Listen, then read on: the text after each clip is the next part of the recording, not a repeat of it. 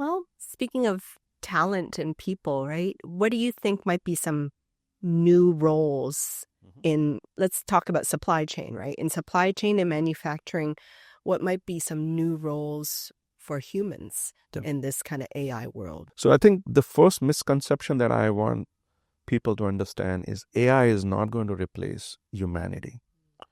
I mean, it's a common myth that people have, and it's very, and I understand the concerns people have, because not every task that human does can be replicated with an AI machine, whether it is a robot.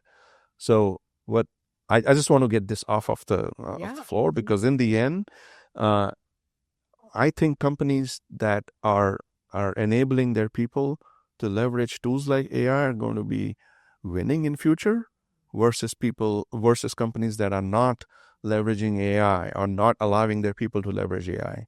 So it is not a man versus a machine talent, or a competition, but it is more about how do you enable your talent to leverage AI. Just like I said, in today's world, our students, I've got a sophomore in high school, right? Same, yeah, so she is actually leveraging, I'm teaching her to leverage whatever, whether it's ChatGPT, whether it is Gemini, there are different Gen AI tools, but how can you leverage those to make your essays better? And that's the common way of, and that's the classic example of equipping your high schoolers or your college going kids to use these tools, rather than saying, tomorrow I'm not going to write anything and Gen AI is going to write stuff for us. So in a supply chain setting, what do you think some of those new roles might be for humans? I think the bigger roles, I would say, that are going to pop up is people who will understand, I call, both the physical world and the digital world. Those are the new roles that are going to pop up, and whether they are people who understand machines, and I use the word machines very broadly over here, but machines and robots on the shop floor, and direct them. Because in the end, it's not about, as I said, is like the robot can do 70-80% of the work, but you still need to do the 30% of the work. So the people, how we can train our talent to leverage these AI tools on the machine floor.